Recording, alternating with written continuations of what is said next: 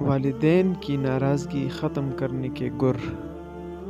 ایک عالم دین سے ایک نوجوان شخص نے شکایت کی کہ میرے والدین ادھیڑ عمر میں ہیں اور اکثر و بیشتر وہ مجھ سے خفا رہتے ہیں، حالانکہ میں ان کو ہر وہ چیز مہیا کرتا ہوں جس کا وہ مطالبہ کرتے ہیں۔ عالم دین نے نوجوان شخص کو سر سے پیروں تک دیکھا اور فرمانے لگے کہ بیٹا، یہی تو ان کی ناراضگی کا سبب ہے کہ جو وہ مانگتے ہیں تم ان کو لا کر دیتے ہو۔ نوجوان کہنے لگا کہ میں آپ کی بات نہیں سمجھ پایا، تھوڑی سی وضاحت کر دے۔ عالم دین فرمانے لگے، بیٹا، کیا کبھی تم نے غور کیا ہے کہ جب تم دنیا میں نہیں آئے تھے تو تمہارے آنے سے پہلے ہی تمہارے والدین نے تمہارے لیے ہر چیز تیار کر رکھی تھی؟ تمہارے لیے کپڑے، تمہاری خوراک کا انتظام، تمہاری حفاظت کا انتظام، تمہیں سردی نہ لگے، اگر گرمی ہے تو گرمی نہ لگے، تمہارے آرام کا بندوبست، تمہاری قضائے حاجت تک کا انتظام تمہارے والدین نے تمہاری دنیا میں آنے سے پہلے ہی کر رکھا تھا۔ پھر آگے چلو، کیا تمہارے والدین نے کبھی تم سے پوچھا تھا کہ بیٹا تم کو اسکول میں داخل کروائے یا نہ؟ اسی طرح کالج یا یونیورسٹی میں داخلے کے لیے تم سے کبھی پوچھا ہو؟ بلکہ تمہارے بہتر مستقبل کے لیے تم سے پہلے ہی اسکول اور کالج میں داخلے کا بندوبست کر دیا ہوگا۔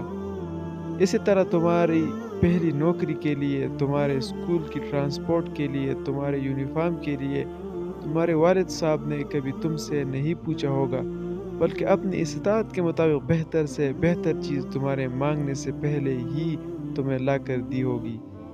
تمہیں تو شاید اس کا بھی احساس نہ ہو کہ جب تم نے جوانی میں قدم رکھا تھا تو تمہارے والدین نے تمہارے لیے ایک اچھی لڑکی بھی ڈھونڈنی شروع کر دی ہوگی جو اچھی طرح تمہاری خدمت کر سکے اور تمہارا خیال رکھ سکے۔ لڑکی تلاش کرتے ہوئے بھی ان کی اولین ترجیح تمہاری خدمت ہی ہوگی، بلکہ ان کے ذہن میں کبھی یہ خیال بھی نہیں آیا ہوگا کہ ہم ایسی دلہن بیٹے کے لیے لائے جو ہماری خدمت بھی کرے اور ہمارے بیٹے کی بھی۔ تمہارے لیے کپڑے، تمہاری پہلی سائیکل، تمہارا پہلا موٹر سائیکل، تمہارا پہلا اسکول، تمہارے کھلونے، تمہاری بول چال، تمہاری تربیت، تمہارا رہن سہن، چال چلن، رنگ دنگ، گفتگو کا انداز، یہاں تک کہ تمہارے منہ سے نکلنے والا پہلا لفظ تک تم کو تمہارے ماں باپ نے مفت میں سکھایا ہے اور تمہارے مطالبے کے بغیر سکھایا ہے، اور آج تم کہتے ہو کہ جو کچھ وہ مجھ سے مانگتے ہیں میں ان کو لا کر دیتا ہوں، اس کے باوجود وہ خفا رہتے ہیں۔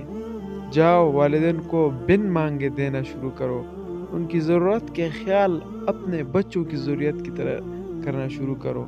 اگر ان کی مالی مدد نہیں کر سکتے تو ان کو اپنا قیمتی وقت دو، ان کی خدمت کرو، گھر کی ذمہ داریاں خود لو۔ جیسے اپنے بچوں کی باپ بنے ہو ویسے ہی اپنے والدین کی نیک اولاد بنو اور ان کو بن مانگے دینا شروع کرو۔ اپنے آپ کو اس قابل بنا لو کہ ان کو تم سے مانگنے کی یا مطالبے کی ضرورت ہی نہ پڑے، یا ان کو کبھی تمہاری کمی محسوس ہی نہ ہو۔ کم سے کم اتنا وقت تو ان کو عطا کر دو، ان کو مسائل پوچھو۔ اگر ان کی مالی مدد نہیں کر سکتے تو ان کی خدمت کرو۔ کیا کبھی ماں یا باپ کے پاؤں کی پٹی ہوئی ایڑیاں دیکھی ہے تم نے؟ کیا کبھی ان کی پٹی ہوئی ایڑیوں میں کوئی کریم یا تیل لگایا ہے جیسے وہ تم کو چھوٹے ہوتے وقت لگاتے تھے؟ کیا کبھی ماں یا باپ کے سر میں تیل لگایا ہو؟ کیونکہ جب تم بچے تھے تو وہ باقاعدہ تمہارے سر میں تیل لگا کر کنگھی بھی کرتے تھے۔ تمہاری ماں تمہارے بال سنوارتی تھی، کبھی ماں کے بال سنوا کر تو دیکھو۔ کیا کبھی ماں باپ کے پاؤں دبائے ہیں حالانکہ تمہارے باپ نے تمہیں بہت دفعہ دبایا ہوگا؟ کیا کبھی ماں یا باپ کے لیے ہاتھ میں پانی یا تولیہ لے کر کھڑے ہوئے ہو جیسے وہ تمہارا منہ بچپن میں نیم گرم پانی سے دھویا کرتے تھے؟ کچھ کرو تو صحیح، ان کو بغیر مانگنے لا کر دو، ان کی ذمہ داریاں اٹھا کر دیکھو۔ ان کو وقت دے کر دیکھو، ان کی خدمت کر کے دیکھو، ان کو اپنے ساتھ رکھو، ہمیشہ ان کو اپنے آپ پر بوجھ مت سمجھو، نعمت سمجھ کر دیکھو۔ جس طرح انہوں نے تم کو بوجھ نہیں سمجھا، بغیر کسی معاوضے کے تمہاری دن رات پرورش کر کے معاشرے کے ایک کامیاب انسان بنایا ہے، کم سے کم ان کی وہی خدمت کا صلہ سمجھتے ہوئے ان سے حسن سلوک کا رویہ اختیار کرو، پھر دیکھنا وہ بھی خوش اور اللہ بھی خوش۔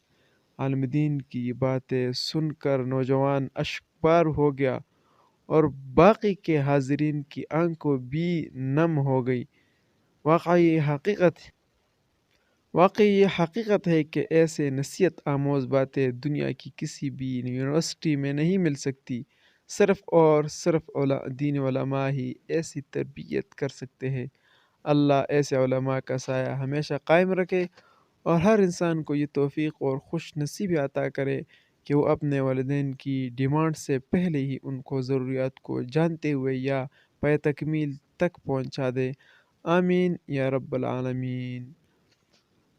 ملتے ہیں انشاءاللہ اگلی ویڈیو میں، لیکن اگر آپ نے اس چینل کو سبسکرائب نہیں کیا تو آپ اس چینل کو ضرور سبسکرائب کیجئے تاکہ آنے والی ویڈیوز جو واقعات کے بارے میں دوں گا تو آپ کو بر وقت پہنچ سکے۔ خدا حافظ، والسلام، اپنا خیال رکھے گا۔